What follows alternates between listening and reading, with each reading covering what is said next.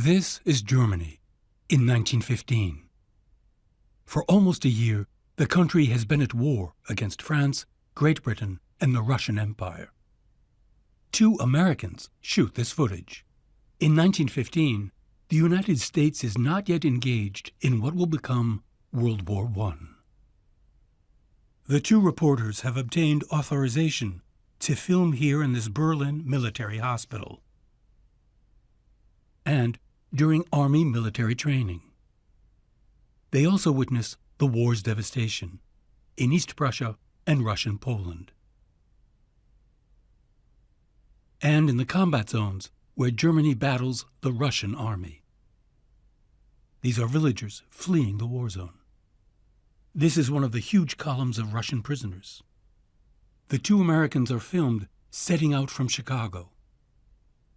This is the enterprising photographer Wilbur Durborough, and the more discreet cameraman Irving Reese, who speaks German well. Chicago businessmen underwrite their reportage. Reese and Durborough have sailed overseas to Europe with this luxury automobile, a Stutz. Why come visit war-torn Germany in a luxurious, yes, but impractical race car?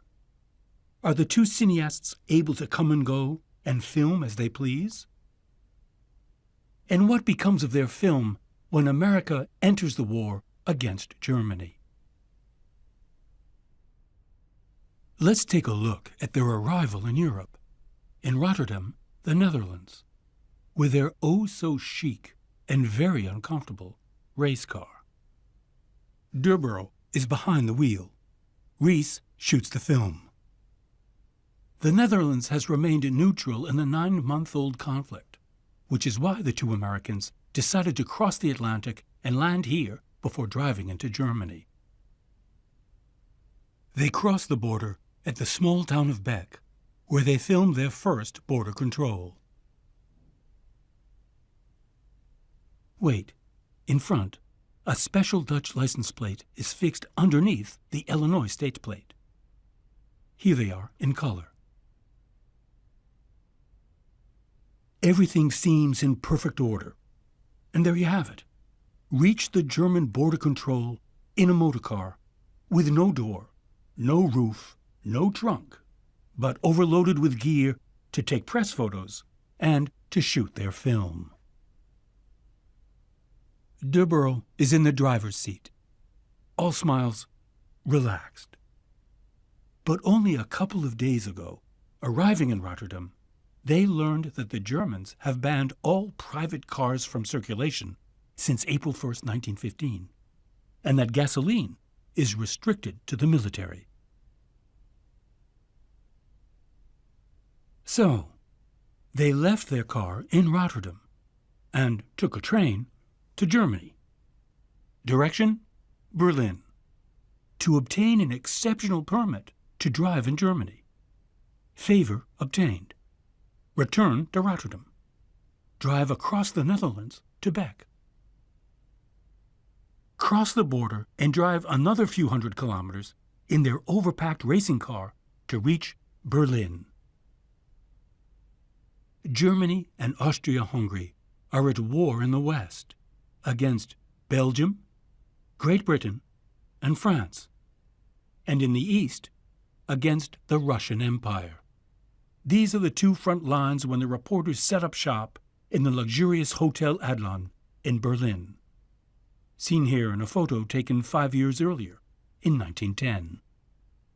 The hotel is less than 100 meters from the Brandenburg Gate, which we can see here in the background. To shoot good film here is easy. The troops are on parade, impeccable uniforms, carefully polished spiked helmets, well-shined boots. On another day, the camera is practically in the same place. But these soldiers aren't on parade. They're moving in a convoy.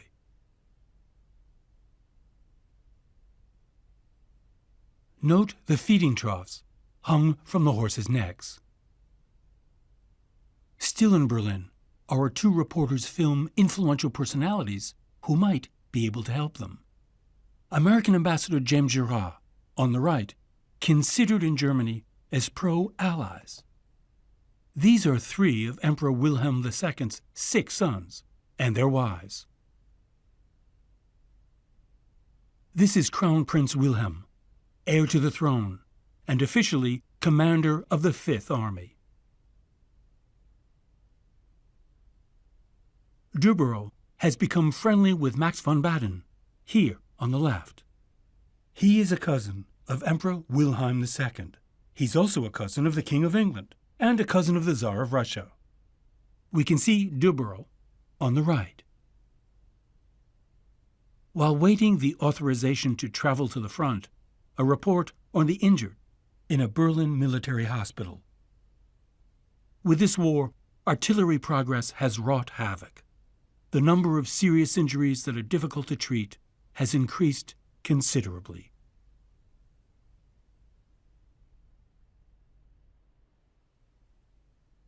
They are later allowed to film training, once in the region of Hanover. Then another time, some 100 kilometers from the capital. Durborough poses camera in hand as if it was real. These are sharpshooters pretending to have sighted an enemy aircraft. Other images that might serve their film. But honestly, it's well nigh impossible to place a camera like this above the action if the group is facing enemy fire. The uniforms wouldn't be quite so clean in combat.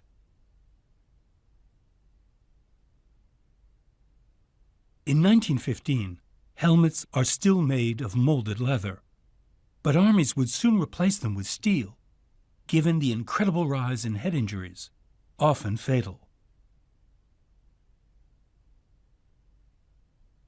Images like these will try to convince the public that our 2 intrepid reporters have driven their jalopy to the front lines. Another report outside of Berlin, this one in a prisoner camp located just 10 kilometers outside of the city. By June 1915, there are already 850,000 prisoners in camps across Germany. Half of them are Russian. The others are mostly French, British, and Belgian. These are French. Look again. What's with the smiles? It might be embarrassment in front of the camera, or perhaps in case someone might recognize them when they see the film. More French POWs. This guided visit is well organized by German propaganda officials to prove that prison conditions are correct in Germany. Go back a bit. There. The Gazette des Ardennes is a French-language paper published by German propaganda. It is distributed twice a week in the occupied territories. It's a well-found way to circulate rumors and, oh yes, fake news. These are British prisoners. Smiles again. Their plates seem full. The American ambassador has joined in complaints from several camps. Not enough to eat. Insufficient cleaning facilities. These are Russian prisoners. There are no officers in the Dobritz camp, only simple soldiers who serve as laborers to replace the Germans sent to the front.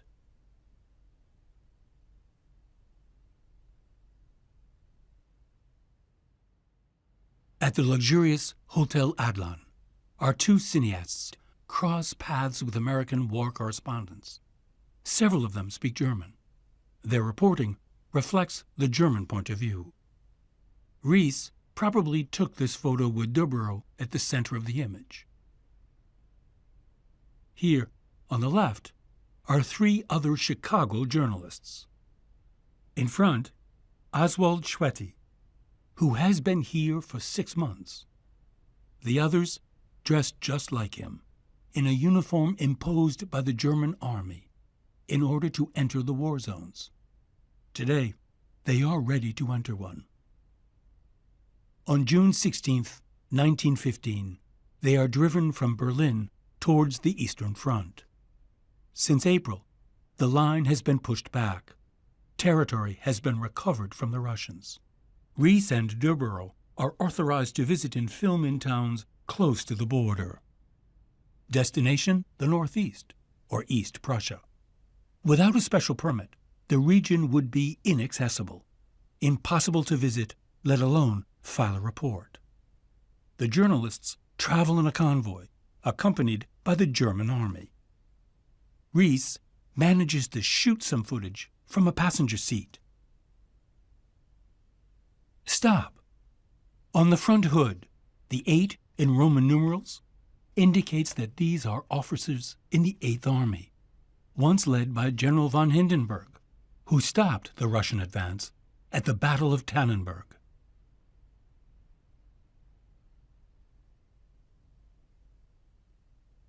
We are crossing through Ortelsburg, where once again Ries films from a moving car, a good way to show a neighborhood devastated by combat a year ago, in August 1914. This once large, busy avenue has since been cleared away. Ola, go back a bit. There's another cameraman and his car. We can see his tripod. Like Ries, he films while turning the crank handle. On the side of the avenue, neatly formed piles of bricks. They will serve to reconstruct the buildings. Luckily, the city of Ortelsburg is an important center of German brick production. These images are of another city in the only region in Germany invaded by the Russians and then liberated. Authorities have evidently chosen to show reporters neighborhoods that suffered. Here and elsewhere, General von Hindenburg, now a field marshal, is considered a national hero. Ries and Durborough are lucky. They're going to have the chance to film him. One evening, the exit from his headquarters in the small city of Lützen, and the man of the moment appears. There is a statue of Hindenburg in Berlin, 12 meters high in wood, into which donators will pound their nail. It is a recent way to raise money that Ries has filmed elsewhere for this Maltese cross. Every nail represents a donation of 1 to 500 marks, destined to war victims. After last December's victory at Tannenberg, von Hindenburg was promoted to Field Marshal. He now commands all the German forces on the Eastern Front. The Oberst on the car door is an abbreviated version of Hindenburg's title, Supreme Commander of the Eastern Front.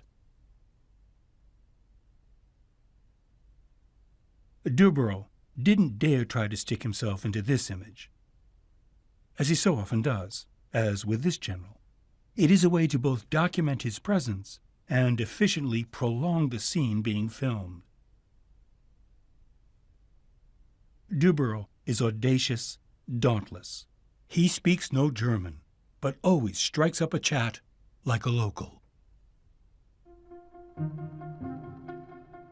When their report makes its way into movie theaters, the public certainly sees a lot of Durborough.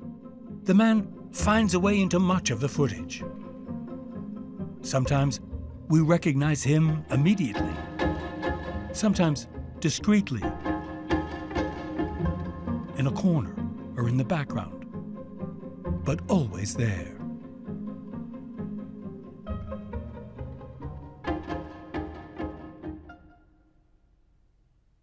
Let's get back to the report.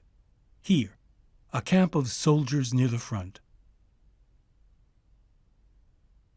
No way to shoot film wherever and whenever they want, but our two Chicago cineasts do manage to document and evoke something of the ambiance in the camp. Here in the East, the front changes all the time. It is a war of daily movement. These men are equipped with old weapons.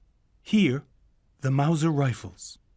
The first, somber, is the 1871-84. The second, more clear, is the 1888. These rifles are adapted from a model that is over 50 years old. By the way, where have these soldiers come from? The helmets read R203.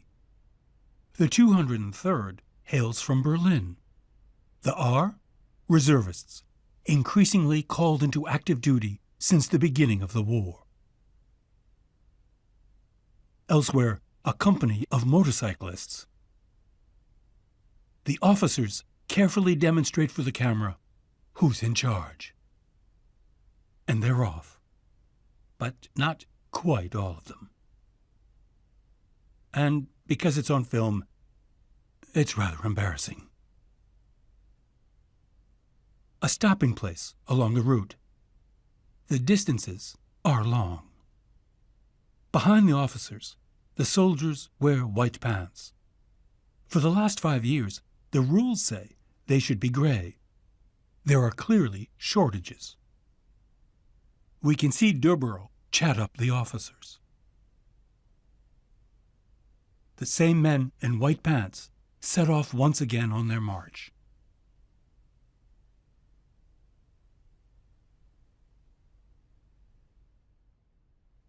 When they return from the front, most of the soldiers have to pass through disinfection centers like this one.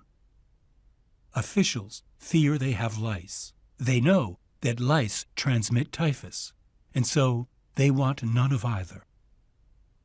Look again at the attentively staged procession. There are medical personnel in white on both sides of the door. The entering soldiers look straight ahead, march in step, equidistant. Clothing, boots, and sacks will have an 80-degree steam bath. There have been typhus epidemics in Russia and Poland. Authorities fear the returning soldiers will contaminate the German population. After this very guided trip to East Prussia, a return to Berlin. In August, the Eastern Front is pushed even further back. A second visit is organized into Poland, with a stop planned in Warsaw. At the train station in Warsaw, Rees films journalists and officers in good spirits. The camera angle lets us read the sign of the Warsaw Central train station in German. These men are sappers, part of a regiment of military engineers. Durborough wears a shirt and tie and poses with them. The sappers will have much to do in Warsaw. Before leaving town, the Russians have destroyed all the bridges. In the background, the Poniatowski Bridge. In Warsaw, the Vistula River is over 300 meters wide. Civilians have to cross in small boats. In the background, a railroad bridge, also destroyed by dynamite. The urgency is that engineers clear the way for troops and war equipment to quickly pass from one side to the other. Bridge repair for civilians can wait for later. This is a Jewish quarter of Warsaw.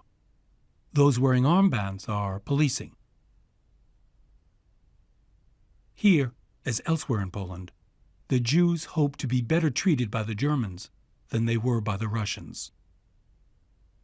Wait. We can read Friedman on the right of the sign. On the left, it's written in Cyrillic. The Russian language was a sign of Tsarist sovereignty. Now, Durborough and Rees are cheating, pretending that they are still in Warsaw. But the footage was shot 300 kilometers from there. Tram line number 4 towards Gerberdam is not in Warsaw, but in Germany, in the city of Posen. And these soldiers are marching across the Wilhelm Square in the center of Posen. On the other hand, St. Alexander Nevsky Cathedral is in Warsaw, and brand new.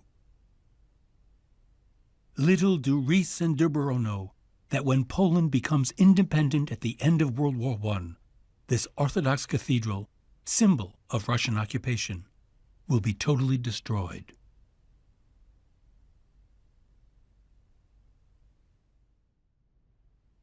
It won't be until 50 kilometers from Warsaw that our intrepid reporters finally film any combat. Arriving prudently on the left is Durborough. In front of him, on the ground on the right, a German soldier moves a little. Go back. When the soldier moves, we can see his rifle barrel flicker. To his left, we see another soldier. And again, a third. This is a whole row of soldiers. Now, Durborough is no longer there. Look at that again. They are shooting over there. Now, at the bottom of the image, Durborough prepares his camera. In fact, the Russians are far away, besieged in a fortress and about to surrender. A journalist joins Durborough. For them, there is hardly any danger. On August 20th, 1915, the 90,000 soldiers of the Tsar who defended the immense Novozhizhevska fortress are made prisoner, a capitulation with heavy consequences for the Russians.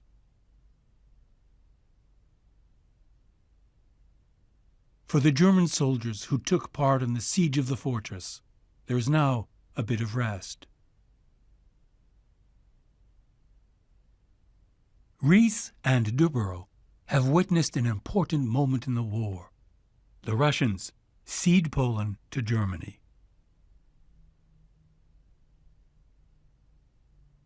Inside the fortress, our two cineasts film some of the spoils of war. Almost 900 cannons recuperated from the Russians, who managed to render many of them inoperative before their surrender.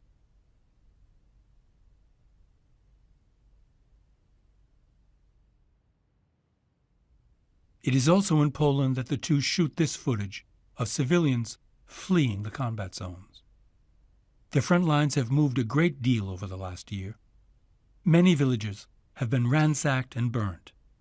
People have suffered from the pillaging of their crops and livestock.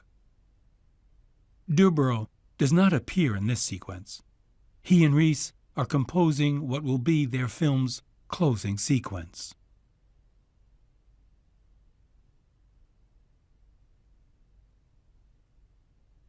The two will return to Berlin and prepare their trip home to America, planned for the end of September 1915. But they are surprised to discover that German censors have retained most of the film they've shot in the last 6 months. But Durborough's friend, Prince Max van Baden, who we see here at the beginning of the trip, stop, there he is on the left, arranges everything so that the two return to Chicago with 3/4 of the footage to edit a film of almost 2 hours. This is the title card. A surprising intertitle follows. Durborough unabashedly presents himself as America's most celebrated press photographer. Then follows images of him and their car. Then follows images of Ries, who Durborough presents as his assistant, which is neither fair nor true. Followed by a short sequence watching them say goodbye to their Chicago friends. Movie theaters in and around Chicago will generate the most interest in the film and box office receipts. Like Durborough, the automobile appears often in the film. It engendered some surprising footage and became the veritable mascot of the film. It was often parked outside movie theaters in America to attract attention to the film. And when the United States enters the war against Germany in 1917, the film has already been pulled from the screens, and it is quickly forgotten.